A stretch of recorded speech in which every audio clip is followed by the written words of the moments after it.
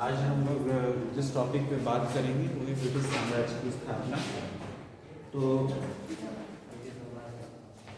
जैसा हम लोग जान गए थे कि ईस्ट इंडिया कंपनी 1600 में बनी, दिसंबर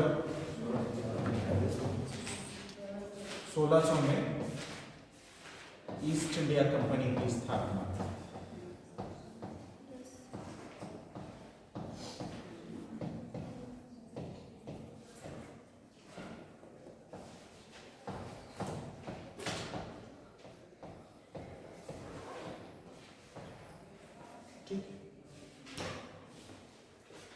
ईस्ट इंडिया कंपनी सबसे पहले इसको जहांगीर ने, हाँ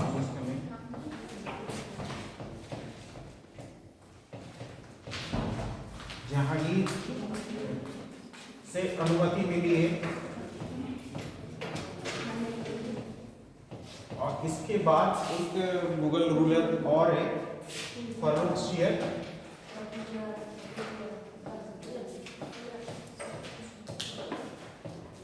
फर्रुखशियर 1616 फर्रुखशियर से एक शाही फरमान मिला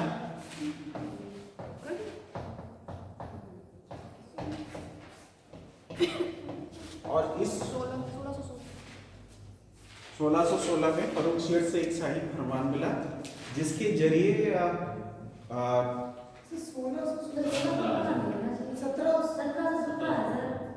1700 हाँ सॉरी हाँ ठीक है इसको 1716 कर दीजिए, ठीक है 1716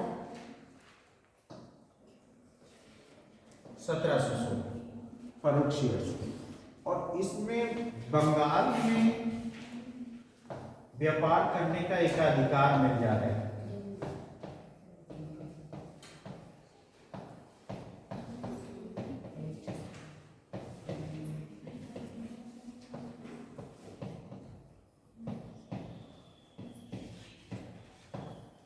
ठीक है,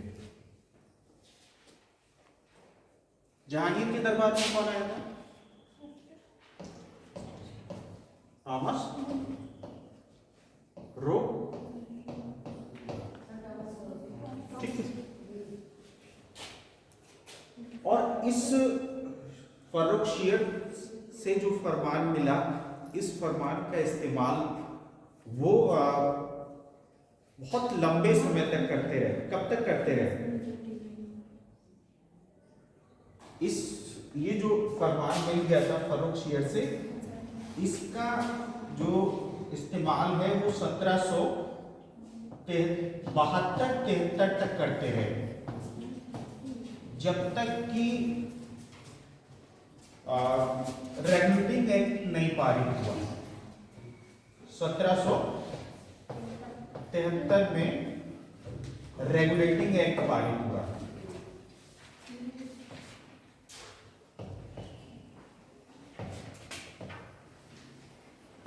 ठीक है, खैर ये सब चल रहा था उधर।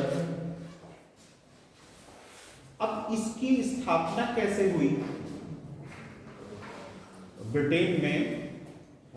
ईस्ट इंडिया कंपनी की स्थापना कैसे हुई? ठीक है, ये जो दौर था ये पूरा जो वाणिज्यवाद का दौर है, यूरोप के अंदर तमाम जो है देश, जो उपनिवेशवादी देश हैं, वो सब अपनी अपनी कंपनियां बना रहे हैं, या कई सारे लोग जो है पूंजी मिला के कंपनी बना रहे हैं। तो ये एक तरह से प्राइवेट कंपनी थी ईस्ट इंडिया कंपनी, ठीक है। कई सारे लोगों ने उसको जो है पूंजी लगा के और ईस्ट के लिए व्यापार का अधिकार लिया था वहां की संसद से। लेकिन ये संसद और ईस्ट इंडिया कंपनी के बीच की जद्दोजहद है, एक तरह से इसको ईस्ट का बिकाऊ माल समझ लीजिए कि अब इसमें ईस्ट इंडिया कंपनी ओबलाइज कर रही है लगातार, उसके लिए जो वहाँ की संसद है उसके लिए, वो आप आखिर में बाद में देखेंगे जब ईस्ट इंडिया कंपनी उसको अपनी परमिशन को रिन्यूअल कराती है तो उसमें एक फंड उसको देना पड़ता है उसके बदले में। इस दरमियान क्या होता है कि एक और कंपनी खड़ी हो जाती है कुछ लोगों की, भाई उसके विरोधी और भी होंगे ईस्ट इंडिया कंपनी के कि और भी लोग बना सकते थे कंपनी, तो इसी तरह से और एक कंपनी खड़ी हो जाती है, वो ज़्यादा का प्रस्ताव करते हैं, दोनों के बीच में वो जद्दोजहद है पूरी, और उसमें फिर खुली ऐसे लग रहा है जैसे खुली बोली लगाई जा रही है। ईस्टर्न में जो व्यापार करने के लिए जो उनको परमिशन चाहिए, जो अनुमति चाहिए, उसके लिए एकदम खुले तौर पे बोली लगाई जा रही है, क्योंकि बहुत फायदे का सौदा होने वाला है ये, ठीक है। तो ये सब घटनाक्रम चलता रहा। खैर मामला जो बना वो ये रहा कि फरोख्त शेयर का जो फरमान मिला उससे, लेकिन वहां पर जो बंगाल में शासक, वैसे तो देखिए जो बंगाल के शासक के पहले किसने इसकी स्थापना की बंगाल की है? हाँ, अलीवर्दी खां का ग्रैंडसन है, ये तो वैसा हो गया।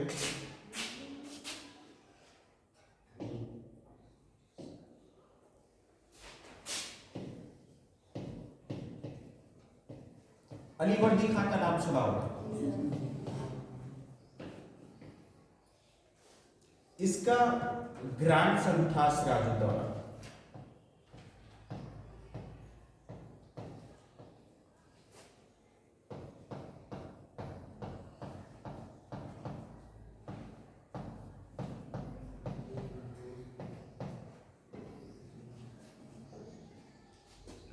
सिराजुद्दौला अलीवर्दी खां का ग्रैंडसन था। ये कहानी जो है बंगाल की है। अच्छा, बंगाली क्यों लिया गया? और भी क्षेत्र थे बंगाल, हाँ सही कह रहे हैं, बंगाल जो है और वहां पर रिसोर्सेज हैं,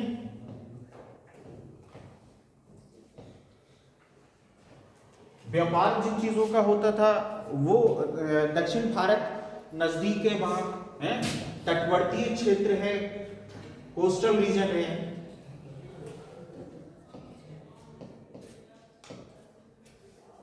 किस किस चीज का व्यापार हो रहा है? मसाले में, जिसमें खासतौर से हाँ मसाले, ठीक है, काली मिर्च है, इलायची है, लौंग है, जो गरम मसाले थे, हैं, तो गरम मसाले हैं, और क्या है?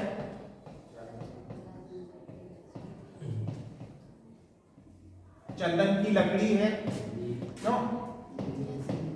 और क्या था? कपास, कॉटन, हाँ कपास, ठीक है। और जो कीमती पत्थर जो थे, हैं, स्टोन्स, कुल मिला के एक तो पोर्ट्स, जो सी पोर्ट है वो अच्छे मिल रहे हैं यहाँ पर बंगाल में, सी पोर्ट्स हैं, ठीक है। और बंगाल और बिहार वाला जो इलाका है वो बड़ा ही रिच है सोर्सेस से। जैसे हम लोगों ने देखा कि मगध साम्राज्य का जो उदय हुआ है वो भी तो वहीं हुआ है, बिहार का इलाका था मगध जो वहाँ पर लोहा था। आज भी देख लीजिए कि झारखंड और बिहार पूरे रिसोर्सेज बहुत ज़्यादा है वहाँ पर। वो अलग की बात है कि पॉलिटिकल मामला कुछ और बनता है और उन रिसोर्सेज का दोहन किसी और के हाथों में या सही जगह नहीं पहुँच पाते, जिनकी वजह से वो पिछड़े हुए हैं। वरना जो है बहुत रिसोर्स थे वहाँ पर, जिसकी वजह से बंगाल को ही चुना गया, क्योंकि और भी जगह चुना जा सकता था।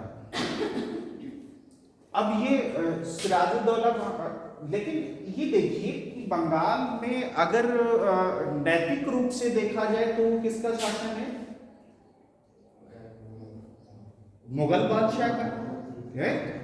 अगर उस वक्त भी ये फ्री था, लेकिन कोई ऐसी चीज नहीं है कि फ्री होने, स्वतंत्र होने का मतलब ये हुआ कि कोई उनको वैधानिक अधिकार मिल जा रहा है। ये नैतिक जो आधार है वो अभी भी जो राइट्स हैं वो किसके पास हैं? मुगल बादशाह के पास है।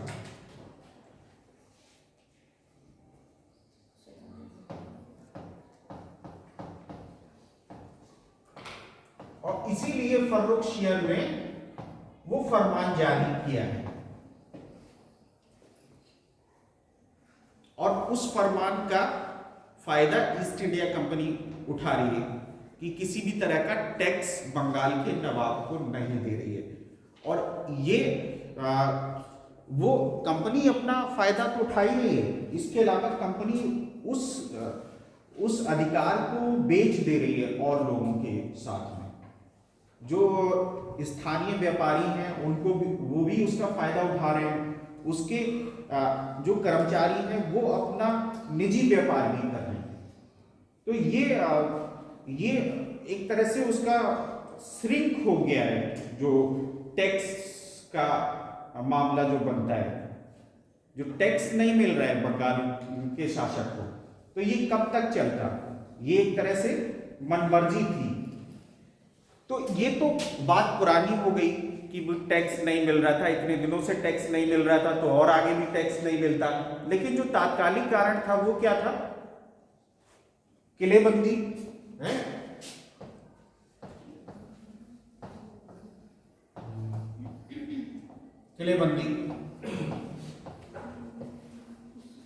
किलेबंदी किस लिए कर रहे हैं? किलेबंदी जो फोर्ट बना रहे हैं या किलाबंदी कर रहे हैं, वो किस लिए कर रहे हैं? फ्रांस भी उधर, फ्रांसीसी जो कंपनी है वो भी अपनी ताकत को बढ़ा रही है।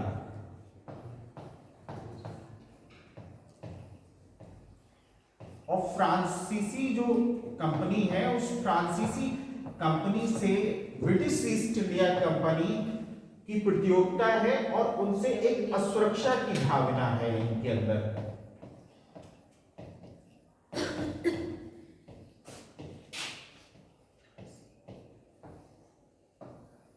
दोनों उस वक्त काम कर रहे हैं, फ्रांस और ब्रिटेन दोनों अपनी किलेबंदी कर रहे हैं। सिराजुद्दौला ने दोनों को मना किया कि किलेबंदी बगैर अनुमति की करना शुरू कर दी, कि बगैर परमिशन के किलेबंदी का क्या मतलब है, और बगैर परमिशन के किलेबंदी नहीं होना चाहिए। फ्रांसीसियों ने तो उसको बंद कर दिया, लेकिन ब्रिटिशर्स ने ध्यान नहीं दिया इस बात को, और उसी से मनमुटाव बढ़ा। ठीक है, अब उसका परिणाम क्या हुआ? प्लासी, ठीक है,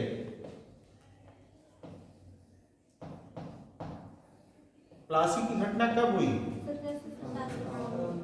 23 जून 1757।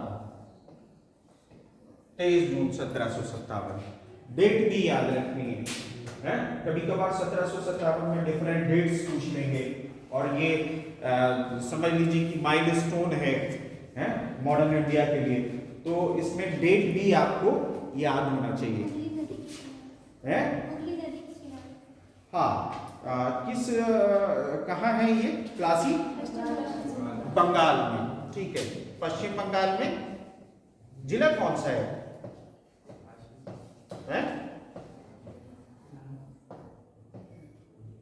मैंने कहीं नदिया जिला देखा था, क्यों? ठीक है, कुछ लोगों ने पढ़ा होगा तो थोड़ा सा सेकंड ओपिनियन और मिल जाता है ना, कंफर्म हो जाएगा, फैक्ट्स करेक्ट होना चाहिए।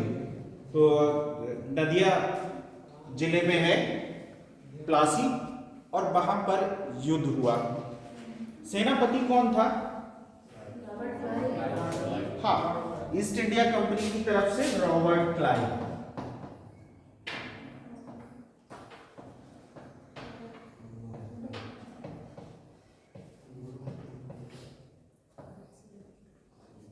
बंगाल का नवाब सिराजुद्दौला।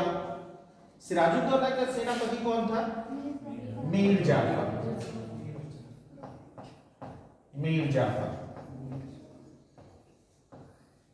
ठीक है। मीर जाफर, मीर जाफर पहले ही मिल चुका था क्लाइव से, और एक सेना के बड़े भाग में छुटपुट लड़ाई रही होगी ये, और सेना के बड़े भाग में सिराजुद्दौला का साथ नहीं दिया। और इससे क्या हुआ कि भाई बंगाल के नवाब की हार हुई, सिराजुद्दौला को हटा दिया गया, मीर जाफर को सुल्तान बंगाल का नवाब बना दिया गया। लेकिन और 24 परगना की, जो 24 परगना एक जिला था जिसकी आय या राजस्व ईस्ट इंडिया कंपनी को मिला, लेकिन ये काफी नहीं था ईस्ट इंडिया कंपनी के लिए, ये नाकाफी नहीं था। फिर उन्होंने क्या किया कि तमाम जो है खर्चे उस पे लगाए कि, और वो लगातार बढ़ते जा रहे हैं। युद्ध का हर्जाना भी बंगाल के नवाब से लिया, और इसके अलावा तमाम जो है खर्चे वो भी बढ़ते चले जा रहे हैं। अब ईस्ट इंडिया कंपनी के चुंगल से मीर जाफर निकलना चाह रहा है, और वो उतना पैसा देने में जितना ईस्ट इंडिया कंपनी मांग रही थी अपनी असमर्थता व्यक्त करता है, और इसके बदले में उसको गद्दी से उतार दिया जाता है मीर जाफर को, और अब किसे बनाया जाता है? मीर कासिम। ठीक है, मीर कासिम। मीर कासिम कौन है? हाँ, मीर कासिम जो है दामाद था मीर जाफर का, ठीक है। लेकिन यहां पर भी उसी तरह का मामला बनता है कि लगातार जो है डिमांड्स और मांगे हैं ईस्ट इंडिया कंपनी की, वो वित्तीय मांगे बढ़ती चली जा रही, और उन वित्तीय मांगों के बढ़ने से जिनको पूरा करने में नाकाम है मीर कासिम। फिर उन्होंने क्या किया कि मीर कासिम को हटा दिया, और फिर से मीर जाफर को बना दिया, फिर से मीर जाफर को बना दिया। लेकिन अब जो है मीर कासिम ने एक अलायंस बनाया, किसके साथ? शाह आलम, हाँ, मुगल बादशाह शाह आलम द्वितीय, ठीक है, सेकेंड, और अवध का नवाब शुजाउद्दौला। तो तब तक बक्सर तक पहुंचते हैं। अब जो है बक्सर तक पहुंचे, ये जो है ब्लैक क्यों नहीं रहता है, व्हाइट क्यों हो जाता है? बक्सर, बक्सर कब हुआ? 17, एग्जैक्टली डेट 22 अक्टूबर, ठीक, 22 अक्टूबर 1764। चलिए, होता क्या है कि मॉडर्न इंडिया में डेट्स क्लियर हैं, सोर्सेज क्लियर हैं, तो कभी कभार डेट्स भी मॉडर्न में पूछ लेते हैं, है ना। तो अच्छा बेहतर ये हो कि आप डेट याद रखिए, हैं। और बक्सर जो है आप जानते ही हैं कि बक्सर जो है बिहार में है, बक्सर बिहार में है। सन ऐसे ही नहीं बना,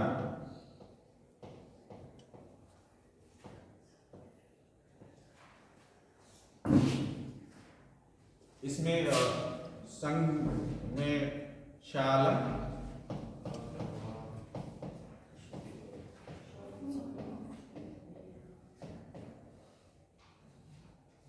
मुगल बादशाह शुजाउद्दौला,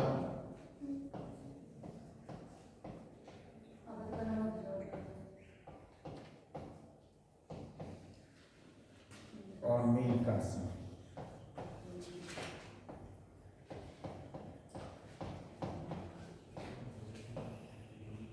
शाह आलम मुगल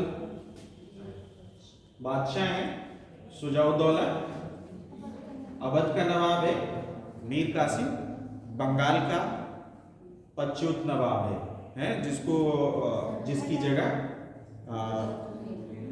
मीर जाफर को बना दिया गया। ठीक है, मीर जाफर को मारा नहीं था उस वक्त तक ये, लेकिन शुजाउद्दौला का जो रोल है वो इतिहास में बहुत ही कंट्रोवर्सी पैदा कर रहा है। ऐसे ही शुजाउद्दौला अवध का नवाब शामिल नहीं हो गया, बहुत बार्गेनिंग हुई है उसके बीच में।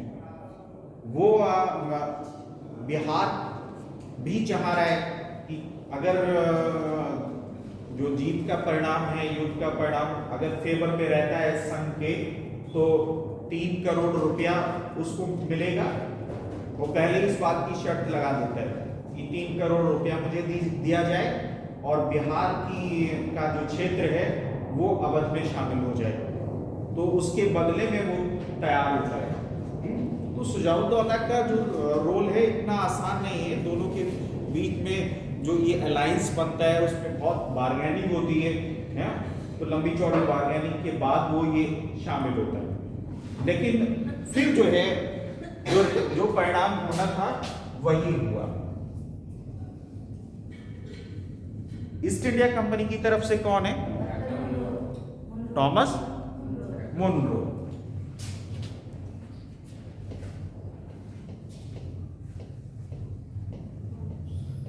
टॉमस मुनरो, ठीक है। और दूसरी तरफ ये संघ था। इस संघ की पराजय हुई और इस पराजय के बाद इलाहाबाद की संधि हुई।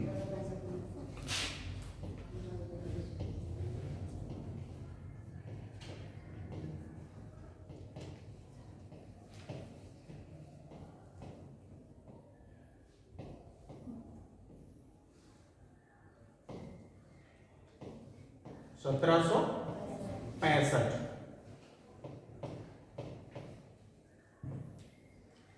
जिसमें एक तो युद्ध का हर्जाना,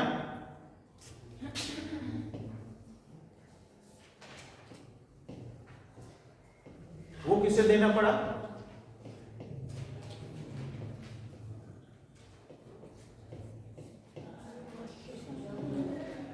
अवध के नवाब पे लगाया गया।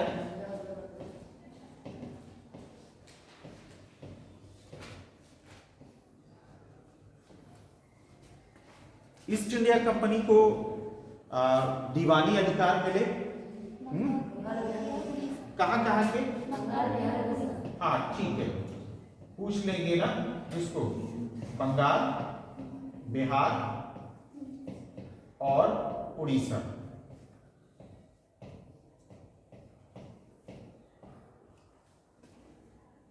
ठीक है, दीवानी अधिकार। दीवानी अधिकार से मतलब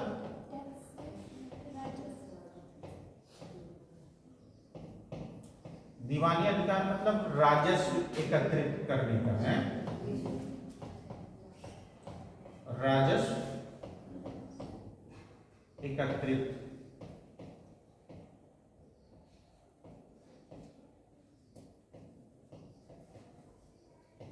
ठीक।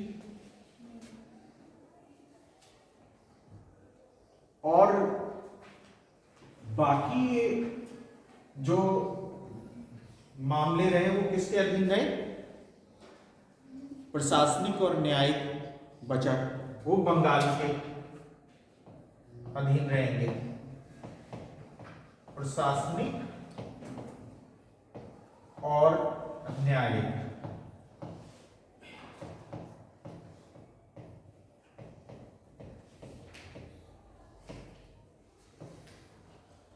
ये बंगाल के नवाब के अधीन।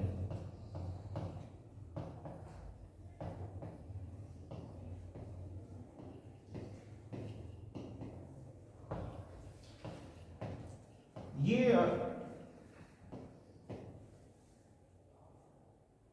बंगाल के नवाब के अधीन ये मामले रहे। इसी को क्या कहते हैं?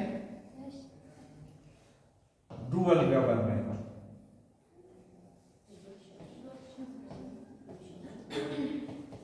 या द्वैत शासन।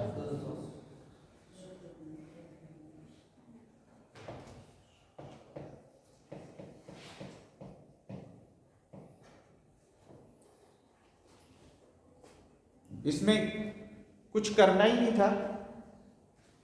इसमें बंगाल के नवाब की सारी रिस्पॉन्सिबिलिटी, सारी जिम्मेदारियां, शासन की, न्याय की, प्रशासन की, सब जिम्मेदारियां बंगाल के नवाब की, और राजस्व एकत्रित करने का जिम्मा ईस्ट इंडिया कंपनी का, और तो उसके खजाने में जाएगा। है ठीक है। कुछ रिमार्केबल पॉइंट्स हैं जिनको आप नोट कर लीजिए, जो आपके एग्जाम पॉइंट ऑफ व्यू से इंपॉर्टेंट होंगे। ठीक है, तो यहाँ हम लोग इलाहाबाद की संधि तक पहुंचे, अभी फिर बात करूंगा। तो थोड़े से रिमार्केबल पॉइंट्स हैं जिनको मैंने राइट डाउन किया है, आप लोग भी उसको लिख लीजिए। उस दिन जो हम लोग जो क्षेत्रीय राज्य थे उनके बारे में जो बता रहे थे या जो बात कर रहे थे, उसमें से कुछ पॉइंट्स रह गए थे, उसको जरा सा नोट कर लीजिए, है ना। जैसे पहला लिख लीजिए, 1713 से 1720 के मध्य मुगल दरबार में सैयद बंधु, 1713 से 1720 तक के मध्य, 1713 से 1720 के मध्य मुगल दरबार में सैयद बंधु महत्वपूर्ण भूमिका में रहे।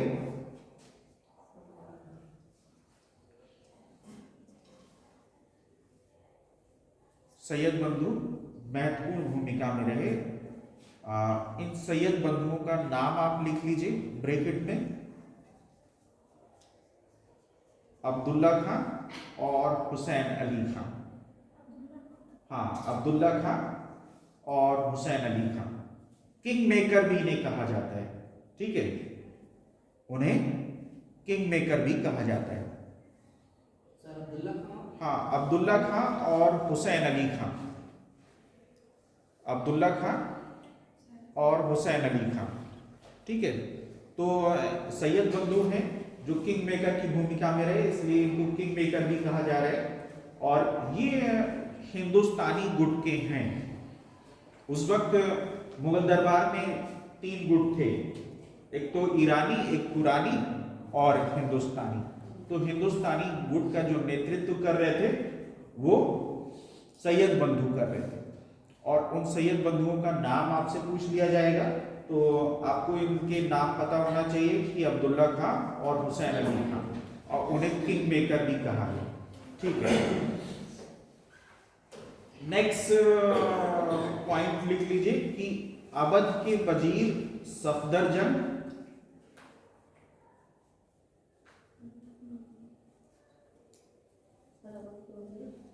सफदरजंग, अवध के वजीर सफदरजंग तथा उसके उत्तराधिकारियों को नवाब वजीर कहा गया। अवध के वजीर सफदरजंग तथा उसके उत्तराधिकारियों को नवाब वजीर कहा गया।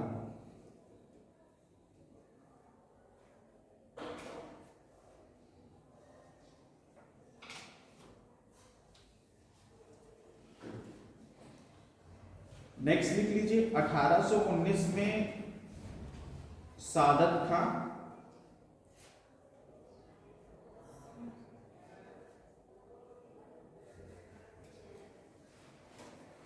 सादत खां जो अवध का 7वां शासक था,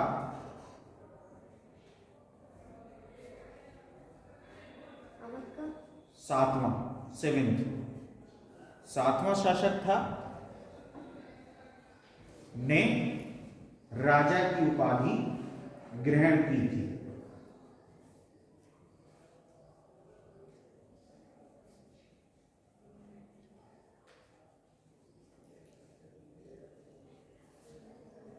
1819 में सादत खान ने, जो अवध का 7वां शासक था, अवध के राजा की उपाधि ग्रहण की थी।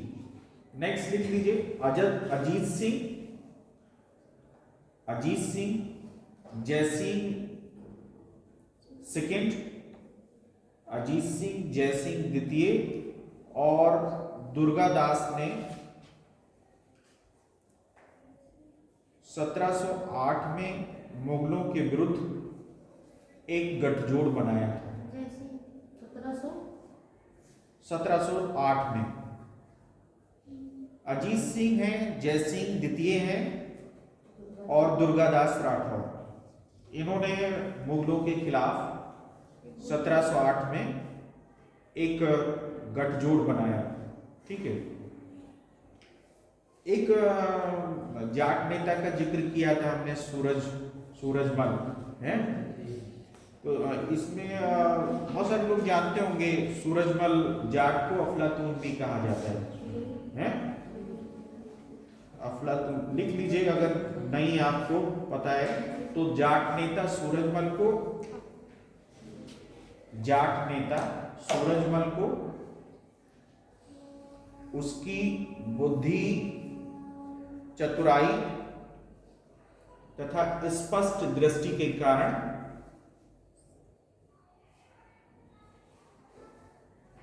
जाटों का अफलातून मतलब होता है प्लेटो, है प्लेटो ऑफ जाटों का अफलातून या प्लेटो ऑफ जाटों का अफलातून कहा जाता है।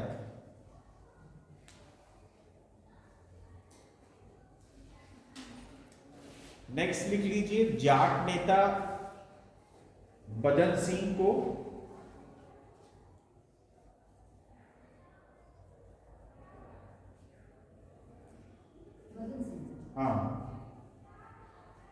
जाट नेता बदन सिंह को अहमद शाह अब्दाली ने राजा तथा महेंद्र की उपाधि दी थी। जाट नेता बदन सिंह को अहमद शाह अब्दाली ने राजा तथा महेंद्र की उपाधि दी थी। महेंद्र ये अहमद शाह अब्दाली ने दी जाट नेता बदन सिंह को। ठीक है, जैसे बंगाल की जो स्थापना है मुर्शिद कुली खां है, और एक नाम जो है वो अलीवर्दी खां भी लिख लीजिए वहां, है ना। कभी कभार मान लिया मुर्शिद कुली खां नहीं दिया हो, है तो अलीवर्दी खां भी होगा उसका संस्थापक के रूप में। अभी आप लोगों ने बताया कि मुर्शिद कुली खां है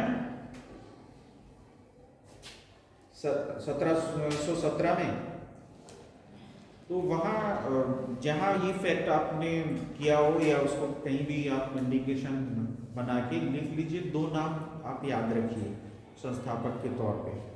ठीक है, एक तो मुर्शिद कुली खां और अलीवर्दी खां, दोनों नाम आप याद रखिए। अगला जो पॉइंट है वो लिख लीजिए बंदा बहादुर है ना, गुरु गोविंद सिंह के बाद जिसने सिखों की कमान संभाली है, सिख विद्रोह की कमान बंदा बहादुर ने संभाली। और बंदा बहादुर का जो वास्तविक नाम है वो लक्ष्मण दास था। हाँ, लिख लीजिए बंदा बहादुर का वास्तविक नाम लक्ष्मण दास था।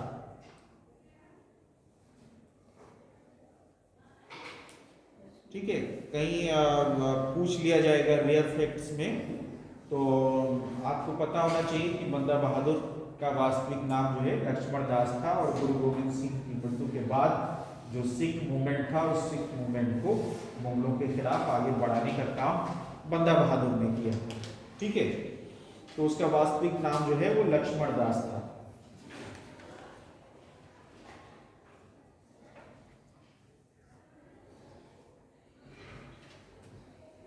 थोड़ी सी इंफॉर्मेशन ईस्ट इंडिया कंपनी के बारे में लिख लीजिए, जिस पे हम लोग बात कर रहे थे अभी, ब्रिटिश ईस्ट इंडिया कंपनी। ये तो रेयर फैक्ट्स थे जो पिछले फर्स्ट डे का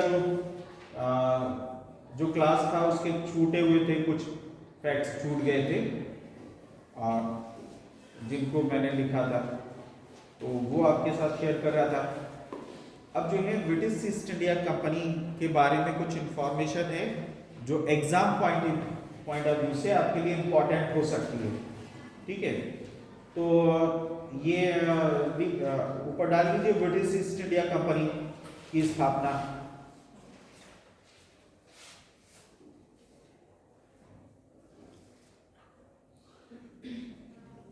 31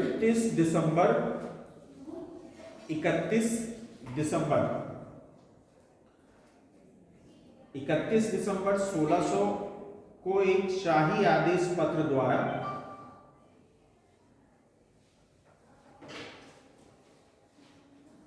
31 दिसंबर 1600 को एक शाही आदेश पत्र है, रॉयल चार्टर।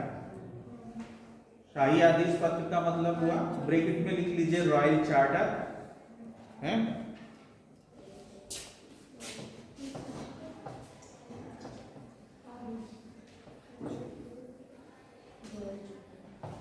शाही आदेश पत्र,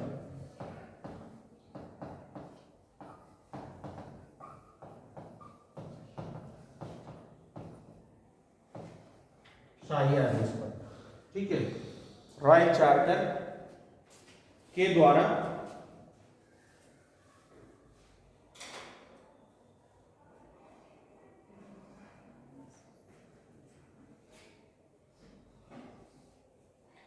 लंदन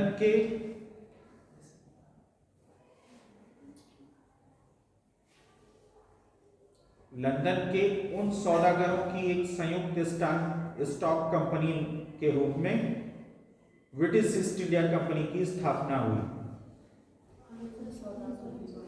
हाँ, द्वारा लंदन के उन सौदागरों की एक संयुक्त स्टॉक कंपनी के रूप में ब्रिटिश ईस्ट इंडिया कंपनी की स्थापना हुई, जो ईस्ट यानी पूरब के व्यापार में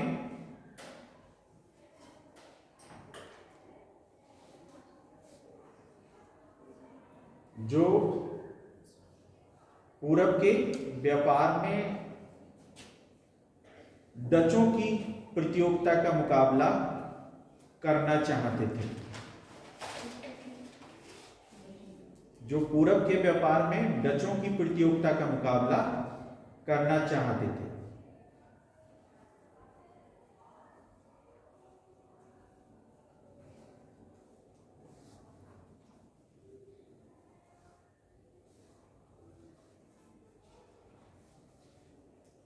सोलह सौ 13 में ईस्ट इंडिया कंपनी ने औपचारिक रूप से अपना व्यापार आरंभ किया। 1613 में ईस्ट इंडिया कंपनी ने औपचारिक रूप से अपना व्यापार आरंभ किया।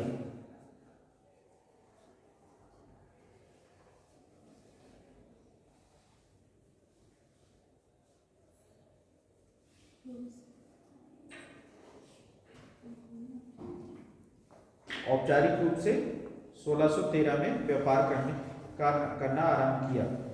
मुगल बादशाह जहांगीर के एक फरमान से उसे भारत में अपनी फैक्ट्रियां बनाने की अनुमति मिली। मुगल बादशाह जहांगीर के एक फरमान से उसे भारत में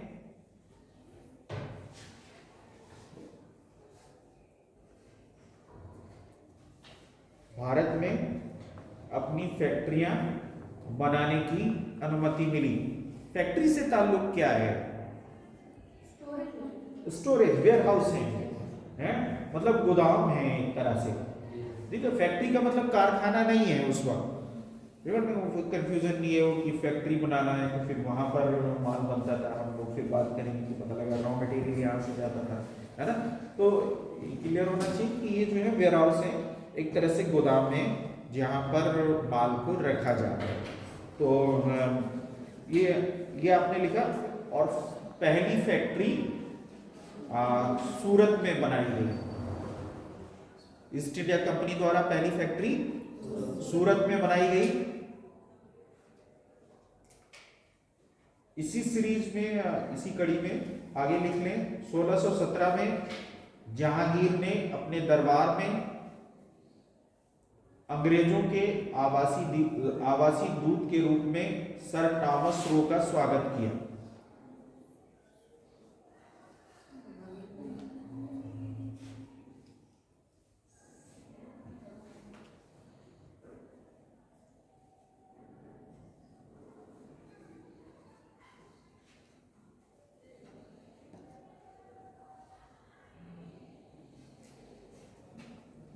वहां से जब ईस्ट इंडिया कंपनी भारत के लिए निकली है, टॉमस 1617 है, 15 दिखा रहा है। उसको और सर्च कर लेना, कहाँ देख रहे हो, कौन सी? एनसीईआरटी नहीं तो एनसीईआरटी की इंफॉर्मेशन है। 1600 हाँ तो सही है, स्वागत किया है तो 15 लिख लो, उसको करेक्ट कर लो, ठीक है। एक दो चीजें हो जानी चाहिए, लोगों से थोड़ा इधर उधर पढ़ा होगा आपने, है ना, तो इंफॉर्मेशन ठीक जानी चाहिए। फैक्ट जो है एक बार चेक कर लिया करिए। फैक्ट्स जो है एनसीईआरटी से फैक्ट जो है चेक करें तो ज्यादा सही है। एनसीईआरटी में दिया है अगर 15 तो 1615 कर लीजिए, क्योंकि एनसीईआरटी जो है वो ऑथेंटिक किताब होगी।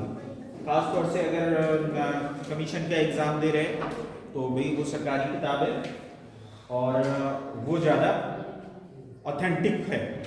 वैसे तो कई जगह कई किताबों में अलग अलग डेट्स मिलेंगी, ठीक है। मेडुअल में डेट्स पे बहुत जोर ना दीजिए। मेडुअल और एंशिएंट पे आप तारीखों में बहुत ज्यादा ना करें। डेट्स का ये रहता है, जैसे दिसंबर 1600 में ईस्ट इंडिया कंपनी बनी है। अब आते आते तो निकलते निकलते उसको टाइम हो गया ना वहां से।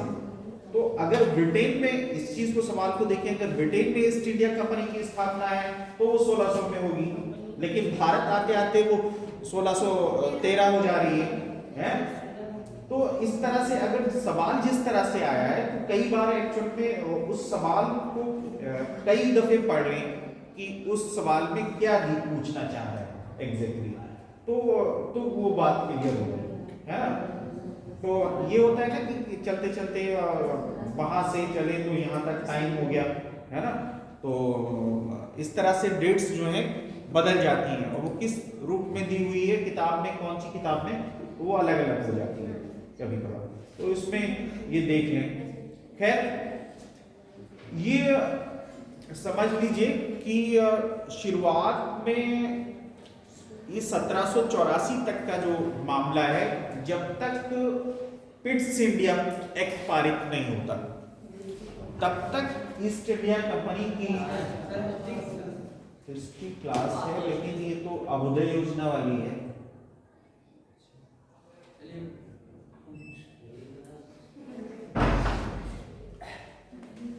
तो 1784 में पिट्स इंडिया एक्ट आया, तब तक कोई सोची समझी स्ट्रेटजी नहीं है ईस्ट इंडिया कंपनी के पास कि कैसे करके उसको क्या करना है, साम्राज्य बनाना है कि नहीं बनाना है, यहाँ के क्षेत्रों को ऑक्युपाई करने हैं कि नहीं करने हैं, वो डिलेमा में है। उस समय तक क्या हो रहा है कि सिर्फ वो अवसरों का लाभ उठा रही है। जो भारतीय राजनीति में है, जो विकेंद्रीकरण है और जो विखंडन की प्रवृत्ति दिखाई दे रही है इस काल में, कि 1717 में मुगल बादशाह औरंगजेब का देहांत हो जाता है, मृत्यु हो जाती है उसकी, और उसके बाद छोटे छोटे जो स्टेट्स हैं वो बनते हैं। हमने पहले दिन बात की कि कितने सारे स्टेट्स जो हैं उस समय तक पूरे भारत में बन चुके हैं, और उनका जो अंतरकलय है, उस अंतरकलय का फायदा ईस्ट इंडिया कंपनी उठा रही है। तो ऐसी कोई सोची समझी रणनीति या स्ट्रेटजी नहीं है ईस्ट इंडिया कंपनी के पास उस समय तक कि एक्चुअल में उसको क्या करना है? तो इसमें जो है एक कथन है पीजे मार्शल का, पीजे मार्शल का कथन, इस संदर्भ में पीजे मार्शल का कथन है जिसको आप लिख लीजिए, जो इंपॉर्टेंट हो सकता है कॉन्सेप्चुअल क्वेश्चन के लिए। कभी कभार कॉन्सेप्चुअल क्वेश्चन पूछते हैं तो उसमें आप क्या जो है जवाब आपका होगा, तो कोई रिनाउंड हिस्टोरियन होना चाहिए जिसका आप जवाब आप उसको सोच सकते हैं कि पीजे मार्शल ने का कथन है। 1700 लिख लें, 1784 तक ब्रैकेट में लिख लीजिए, अर्थात पिट्स इंडिया एक्ट पारित होने तक।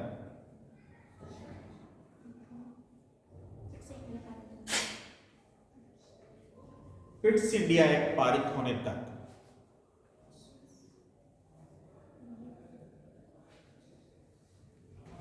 1784 तक, अर्थात पिट्स इंडिया एक्ट पारित होने तक भारत की राजनीतिक विजय के बारे में, भारत की राजनीतिक विजय के बारे में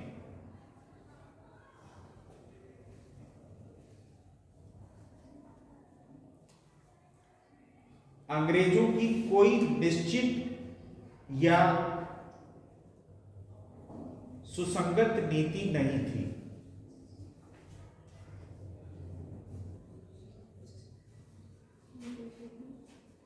अंग्रेजों की कोई निश्चित या सुसंगत नीति नहीं थी। अंग्रेज सिर्फ, आगे लिख लें, अंग्रेज सिर्फ उन विकास क्रमों पर प्रतिक्रिया कर रहे थे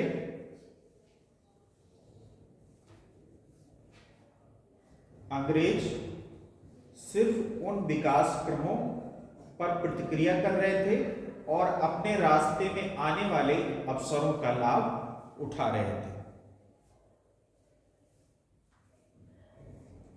अंग्रेज सिर्फ उन विकास क्रमों पर प्रतिक्रिया कर रहे थे और अपने रास्ते में आने वाले अवसरों का लाभ उठा रहे थे। ठीक है, तो पूछ लिया जाए कि 1784 से पहले पहले ईस्ट इंडिया कंपनी की राजनीतिक रणनीति क्या थी, है?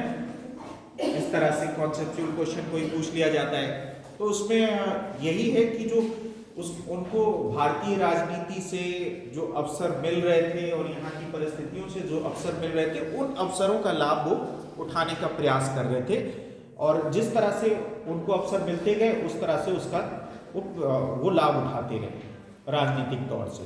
और जबकि कोई उनकी स्ट्रेटजी इस तरह की नहीं थी कि राजनीतिक साम्राज्य या इसको बनाना है।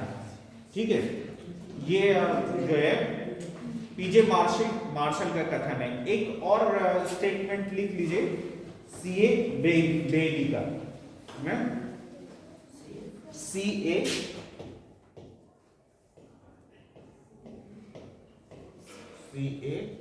बेली,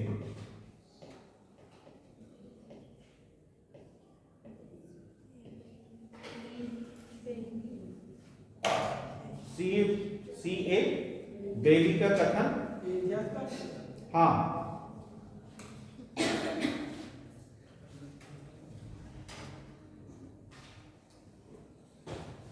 सत्रह सौ 80 के दशक बाद भी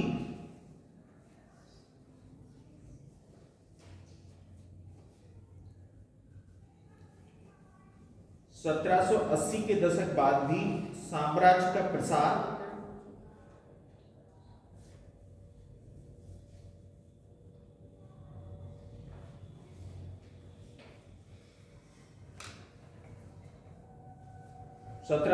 के दशक के बाद भी साम्राज्य का प्रसार मुख्यतः कंपनी की वित्तीय एवं सैन्य आवश्यकताओं से प्रेरित रहा।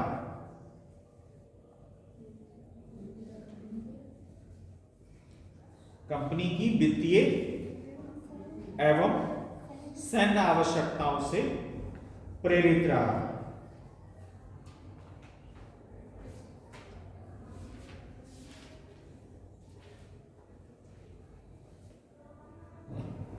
ना कि व्यापारिक हितों से।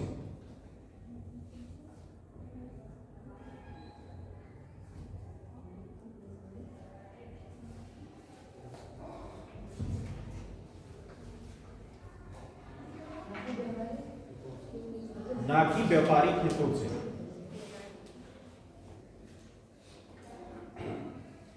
एक तरह से कंपनी का जो व्यापार था वो हथियार समर्थित व्यापार था, है? और जैसे पुराने टाइम में भी तो लोग जो चलते थे, तो जो कारवां चलता था व्यापारियों का, है ना, मौर्य पीरियड में उसको क्या कहा जाता था? मौर्य पीरियड में जो व्यापारियों का कारवां है उसको क्या कहा जा रहा है? हाँ, मौर्य पीरियड में सातवां नाम सुना होगा, है ना? हाँ, टर्मिनोलॉजी।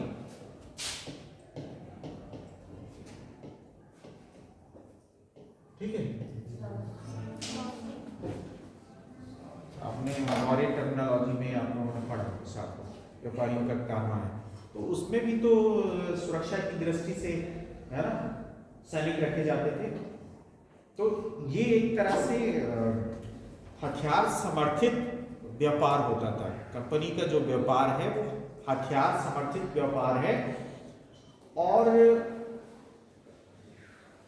ये समझ लीजिए कि ये एक नैतिक अर्थव्यवस्था है जो तोप खाने से दी जा रही है। तो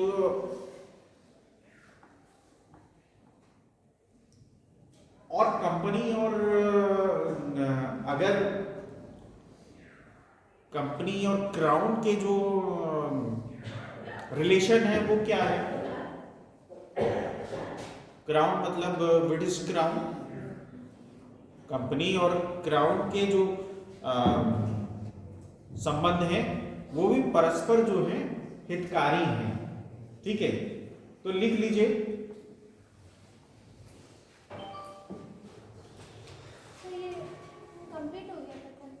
हाँ, वो पूरा हो गया।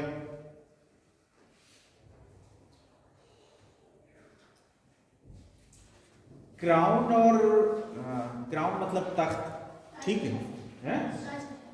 हाँ, क्राउन मतलब हाँ, राज, ताज, ताज, ब्रिटिश का, हाँ, ब्रिटिश क्राउन की बात हो रही है।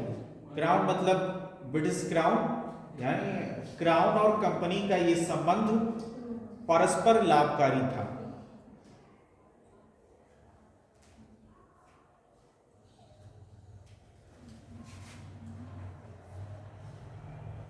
क्राउन और कंपनी का ये संबंध परस्पर लाभकारी था। जॉन की ने लिखा, जॉन की ने लिखा है कि बादशाह और कंपनी एक दूसरे को भली भांति समझते थे।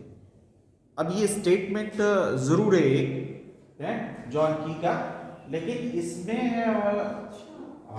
बहुत कुछ छुपा हुआ है। हैं, एक दूसरे को भली भांति समझने में। कंपनी के हित क्या थे और क्राउन के हित क्या थे। ओबलाइज किया जा रहा था क्राउन को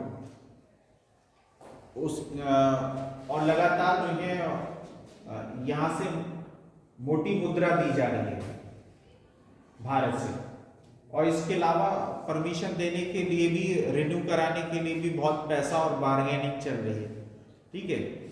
और तो इस तरह से ये सब इंटरनल हो रहा है।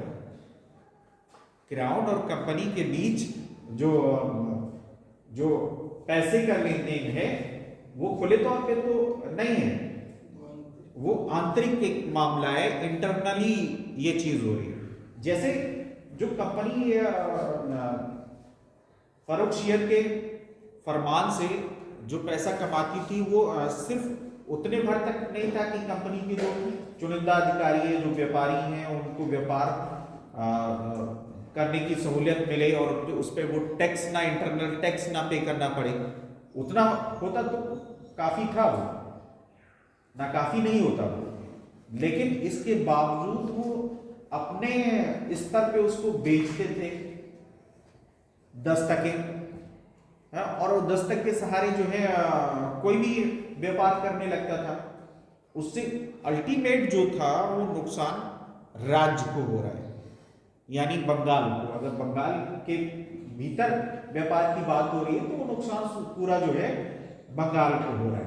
तो ये एक इंटरनल मामला चल रहा है, और इसी बात को जॉन की ने कहा है कि बादशाह और कंपनी एक दूसरे को भली भांति जानते थे, हैं, भली भांति समझते थे। या जानने का मतलब कि उनके हित क्या है, दोनों एक दूसरे से फायदा उठा रहे हैं, और वो खुले तौर पे तो नहीं दिखाई दे रहा है, लेकिन इंटरनली इस तरह का मामला दिखाई दे रहा है जो जॉन की ने लिखा है। और इसी में लिख लीजिए कि पूरब में व्यापार करने का अधिकार एक बिकाऊ माल था।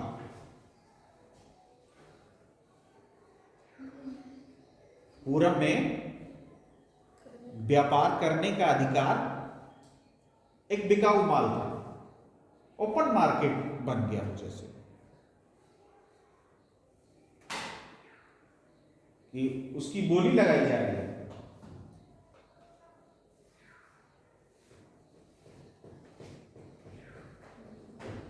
नेक्स्ट लिख लीजिए, दक्षिण भारत में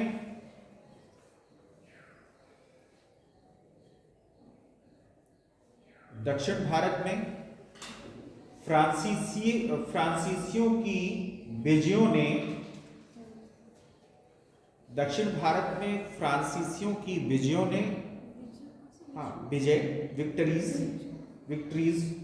विजयों ने बंगाल में अंग्रेजों को चिंतित कर दिया।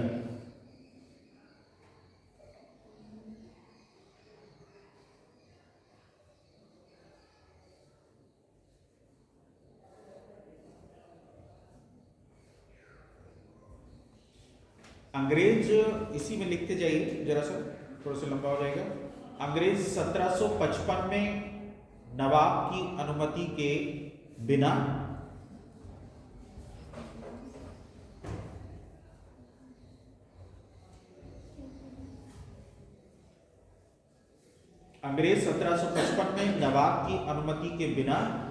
कलकत्ता की किलाबंदी और मरम्मत कराने लगे।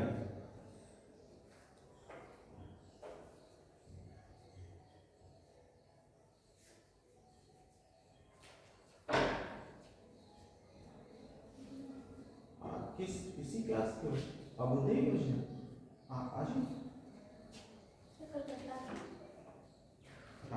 कलकत्ता की किलाबंदी और मरम्मत कराने लगे। 1756 में सिराजुद्दौला जब नवाब बना, इसी में लिख लें 1756 में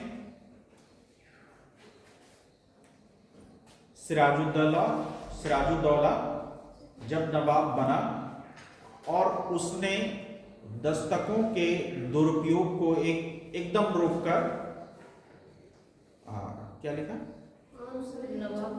बना और हाँ, और उसने दस्तकों को, दस्तक जो है वो एक उसी की कॉपी होती थी फरमान की, है जो इंटरनली जारी होती थी। उस शाही मोहर होती थी। अब उस वक्त हाथ से लिखे रहते होंगे, कैलीग्राफी जो है वो राइटिंग्स की एक जो अलग ब्रांच होती थी वो कैलीग्राफी कहलाती थी, जिसमें बहुत तो कैलीग्राफर्स होते थे उस वक्त लिखने के लिए, जो लिखते थे और उस पर शाही मोहर लगी होती थी, या जिसका भी फरमान होगा उसकी मोहर होगी लगी हुई उस पर। आप सर्च करेंगे तो नेशनल आर्काइव्स और म्यूजियम की उस पे वेबसाइट पे तो आपको फरमान की कॉपी मिल जाएंगी। हाँ, एनसीईआरटी में भी दे रखी होंगी। तो हाँ, दस्तकों क्या लिखा, और उसने दस्तकों के दुरुपयोग को, उन्होंने दस्तकों के दुरुपयोग को एकदम रोककर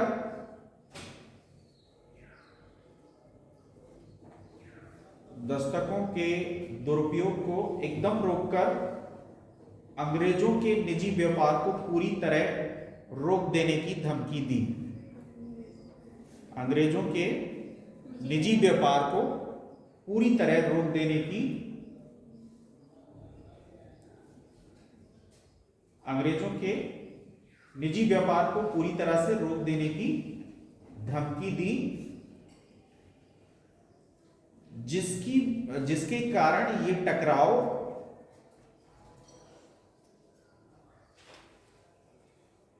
निर्णायक चरण में पहुंच गया।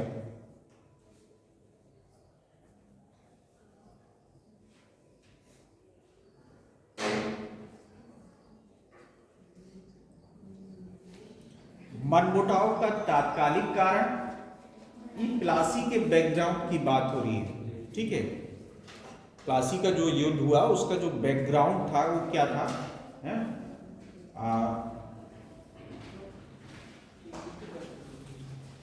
मनमुटाव का तात्कालिक कारण लिख लीजिए, बहुत इंपॉर्टेंट फैक्ट है ये, जो पूछा जाएगा आपसे। इसमें बहुत इंपॉर्टेंट फैक्ट है कि उसका प्लासी का जो तात्कालिक कारण था वो क्या था। मनमुटाव का तात्कालिक कारण कृष्ण वल्लभ को शरणदान देना। तत्काल कृष्ण वल्लभ जो था वो बंगाल का एक अधिकारी था, इसका सिराजुद्दौला का, जिसने सिराजुद्दौला ने उस पर धोखाधड़ी का आरोप लगाया था, जिसे ईस्ट इंडिया कंपनी ने शरण दी थी, ठीक है। तो ईस्ट इंडिया कंपनी ने कृष्ण वल्लभ को शरण दी। तो तात्कालिक कारण लिख लिया होगा आपने, है? तात्कालिक कारण कृष्ण वल्लभ को शरणदान, जिस पर नवाब ने धोखाधड़ी का आरोप लगाया था। बंगाल के नवाब सिराजुद्दौला ने इस पे धोखाधड़ी का आरोप लगाया और वो ईस्ट इंडिया कंपनी की शरण में चला गया, और जिसकी वजह से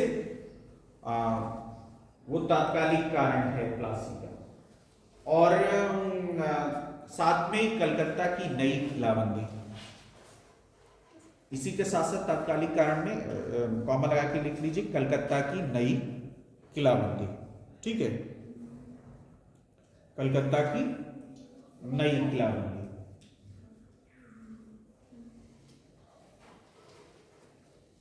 एक और इंपॉर्टेंट फैक्ट है प्लासी से रिलेटेड, जो असंतुष्ट गुट है ना, बहुत पूछा जाता रहता है। उसमें कई नाम हैं और उन सारे नामों को आप नोट कर लीजिए, जो सिराजुद्दौला के खिलाफ हैं और वो उनको द्रोही माना जाता है, एक तरह से, है? राष्ट्रद्रोही माना जाता है। तो जगत सेठ हैं, तो जगत सेठ के नाम भी आपको पता होना चाहिए, ठीक है। तो वो जो हाँ, तो उसमें ज्यादातर जैसे सौदागर हैं, जमींदार हैं, बैंकर्स हैं, तो उनके नाम आप लिख लीजिए।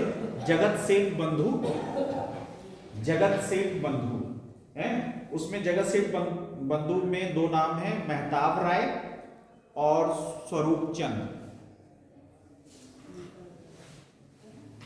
मेहताब राय और स्वरूप चंद।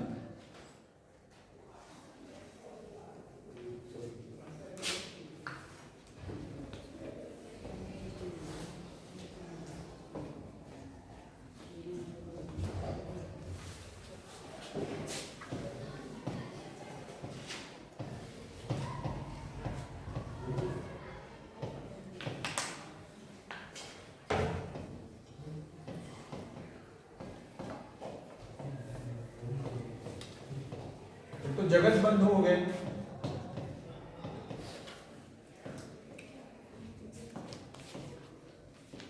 ठीक,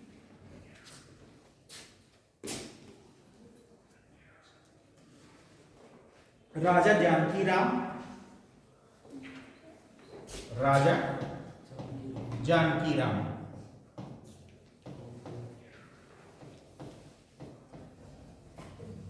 जानकी राम, राय दुर्लभ,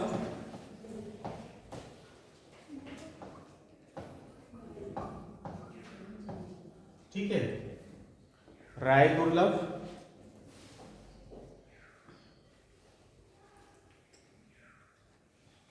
राजा राम नारायण,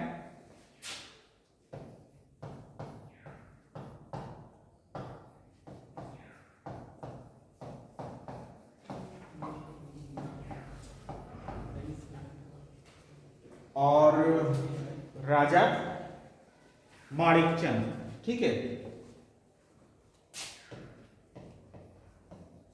राजा माणिक चंद। 1 2 3 4 5 6, ठीक है। ये 6 नाम आपको याद होना चाहिए। आप फिगर्स पे इसको याद कर दीजिए, है ना। प्लासी में जो क्लाइव से मिल गए थे जो लोग, उसमें ये नाम है। कभी कभार होता क्या है कि जैसे हम जगत बंधु को जानते हैं, राजा जानकी राम को नहीं जानते, या राजा राम नारायण को नहीं जानते, माणिक चंद और राय दुर्लभ ये अमूमन होते हैं। तो फिर उसमें ये नहीं दिए होते हैं या कि कौन कौन थे उसमें, तो हम उनको एक्सक्लूड कर देंगे फिर जब नहीं पता होगा, है ना। तो ये रेयर फैक्ट है, इसमें बहुत सवाल आपके बनता है, ठीक है। तो ये एक तरह से ब्लेम के तौर पे और पता होना चाहिए, ठीक है, प्लासी में। तो मेहताब राय स्वरूप चंद जगत बंधु के नाम से जाने जाते हैं। राजा जानकी राम, राय दुर्लभ, राजा राम नारायण और राजा माणिक चंद, ये नाम हैं। और ये बैंकर्स हैं, सौदागर हैं, ठीक है। ये जो है इनके हित हैं अपने कंपनी के साथ, है ना। कंपनी से वो फर्जी दस्तक लेके ये भी छूट पा रहे हैं, जिसकी वजह से, और अंदर से बंगाल के नवाब के साथ भी मिले हुए हैं। तो ये वो जमींदार हैं या सौदागर भी हो सकते हैं, इनमें से बैंकर्स भी हो सकते हैं। इन्हीं सब ने जो है सिराजुद्दौला को हटा के और मीर जाफर को बिठाने का षड्यंत्र रचा है, जिसमें क्लाइव को कुछ नहीं करना पड़ा। वो जो प्लासी की लड़ाई बहुत बड़ी हो सकती थी, वो एक मुठभेड़ के तौर पे हुई, और जिसकी वजह से हिंदुस्तान के भाग्य का फैसला हुआ, ठीक है। तो यहां तक हो सकता है, कुछ और नोट कर लीजिए।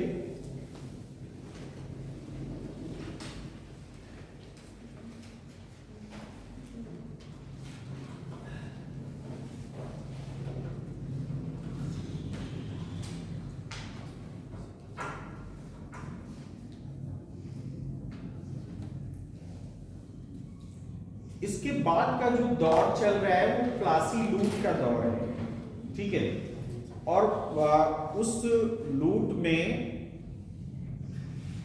2,75,000 पाउंड की एक बड़ी राशि मिली। 2,75,000 पाउंड की, और ये डबल मिली एक तरह से सेना और नौसेना दोनों के लिए। तो ब्रिटिश ईस्ट इंडिया कंपनी की सेना में बांटने के लिए इतनी मिली और इतनी नौसेना में बांटने के लिए। सर दी किसने है? ये से ली गई बंगाल के नवाब से। और इसके अलावा भी 2.25 करोड़ रुपया मिला।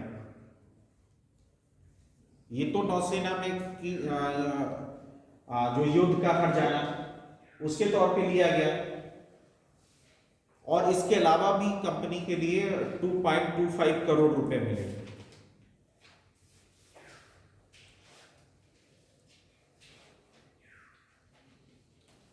जिसको कई इंस्टॉलमेंट में देने का वादा किया था सिराजुद्दौला ने, जिसको वो चुका नहीं पाया।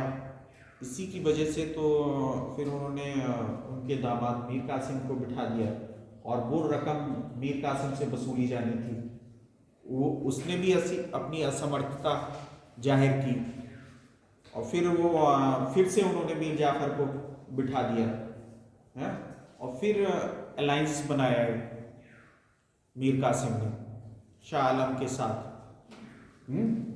शाह आलम और सुजाउद्दौला के साथ, और फिर बक्सर होता है। लेकिन इसमें शाह आलम एक लीगल पहलू है। जो ट्रीटी साइन होती है इलाहाबाद की संधि, तो इलाहाबाद की संधि पे जो हस्ताक्षर हैं वो मुगल शहंशाह शाह आलम के हैं।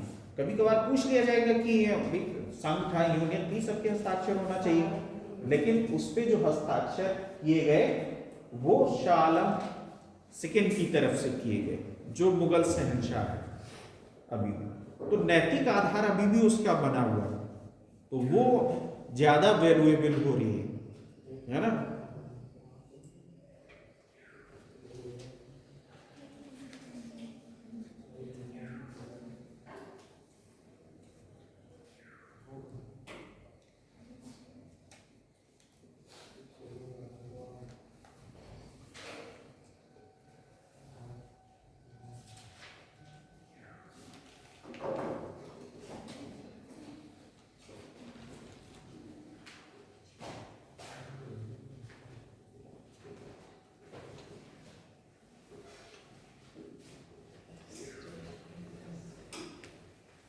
सुजाउद्दौला इसी शर्त पे शामिल हुआ था उस यूनियन के अंदर कि उसे 3 करोड़ रुपया मिलेगा, और बिहार का क्षेत्र तथा उसका खजाना, है ना।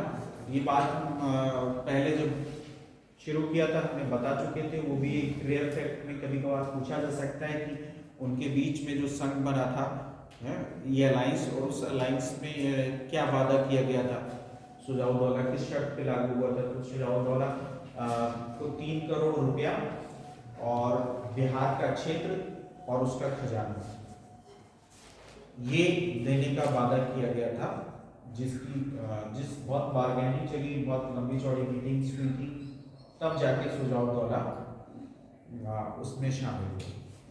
तो अवध के नवाबों का किरदार जो है वो बड़ा बदलता रहा है मॉडर्न इंडिया में। ईस्ट इंडिया कंपनी के साथ और दूसरी रियासतों के साथ, जैसे रोहिलखंड रियासत के साथ देखेंगे आप तो अवध का रोल अच्छा नहीं रहा है। रोहिलखंड रियासत जब बांटी गई तो उसमें ईस्ट इंडिया कंपनी ने उसका 1/3 पार्ट ले लिया, और तिहाई जो है अवध के नवाब ने ले लिया। बचा कुचा जो पार्ट था वो रामपुर रियासत के तौर पे रोहिलखंड रियासत रही। कहीं लाडनाक मुआहदा हुआ था जब, तब मीरापुर कटरा की जंग हुई उस दौरान। तो तमाम जो है इसके अवध के नवाब का जो किरदार है, कैरेक्टर है, वो बड़ा ही ग्रीडी टाइप का है। लालची प्रवृत्ति का, और उसी का खामियाजा उसको उठाना पड़ा है। उस पे ऐसे तो नहीं किया गया, लेकिन रेजिडेंट वहाँ रख दी गई थी। हर जो जितने भी कंपनी क्या कर रही थी, कंपनी रेजिडेंट रख दे रही थी। रेजिडेंट रखने का मतलब हुआ कि अपनी एक सेना का एक पार्ट रख दे रही थी। और एक बहुत बड़ा जो फैक्ट ये है कि अगर फ्रांसीसी नहीं आते इंडिया में अगर, तो शायद इतनी फौज ब्रिटेन से भारत नहीं आती और इतनी ताकतवर नहीं होती। लेकिन फ्रांस से मुकाबला करना था अंग्रेजों को, इसलिए उनको अपनी सेना की जो तादाद थी उसको बढ़ाना, और कुल मिला के ये फ्रांस से मुकाबले का जो मामला था, इसमें भारतीय राजाओं और भारतीय नवाबों को उसका नुकसान उठाना पड़ा, क्योंकि सेना ज़्यादा एकत्रित हो गई थी उस वक्त। हालांकि वो जो है फ्रांस से मुकाबले, लेकिन वापस तो उसको भेज ही नहीं रहे थे, क्योंकि उसको जगह जगह खपा दे रहे थे कि रेजिडेंट रख दे रहे हैं जगह जगह, रेजिडेंट रख दे रहे हैं। जैसे अवध में रेजिडेंट उन्होंने रखा, तो उसका खर्च कौन देगा? अवध का नवाब देगा है। अगर निजाम के यहाँ रखा तो निजाम देगा उसको, या बाद में पंजाब में रखा पंजाब देगा। तो इस तरह से जो है जो स्थानीय शासक और राजे रजवाड़े नवाब थे, तो एक एक करके ये सारे जो है वो शिकार होते गए ईस्ट इंडिया कंपनी के। तो अब तक की जो 1857 तक की जो जद्दोजहद है 1757 से लेके और 1857 तक का जो इतिहास है, तो एक तरफ तो ईस्ट इंडिया कंपनी की जो पॉलिसीज हैं उन पॉलिसीज को शो करता है, दूसरा कि जो स्थानीय शासक और राजा रजवाड़े ये हैं, इनको किस तरह से अपना शिकार बना रहे हैं। ईस्ट इंडिया कंपनी किस तरह से जो स्थानीय रियासतें हैं जो मुगल साम्राज्य के टूटने के बाद जो बनी हैं, उनको किस तरह से वो अपना शिकार बना रहे हैं। और आज नहीं कल सबका एक एक करके नंबर आना था। उसमें पहला नंबर जो था, जिसमें आज हम लोग जो देख रहे थे, वो बंगाल की बात कर रहे थे। बंगाल और बंगाल का नवाब, और उसके बाद जो है जो हुआ ध्वज शासन, ईस्ट इंडिया कंपनी का ट्रीटी हुई, इलाहाबाद की संधि, और इलाहाबाद की संधि के बाद जो है दीवानी अधिकार सारे मिल गए। ठीक है, तो इस तरह से जो है इतिहास की गति बड़ी है आगे। ठीक है, तो इसके आगे की बात हम लोग कल करेंगे।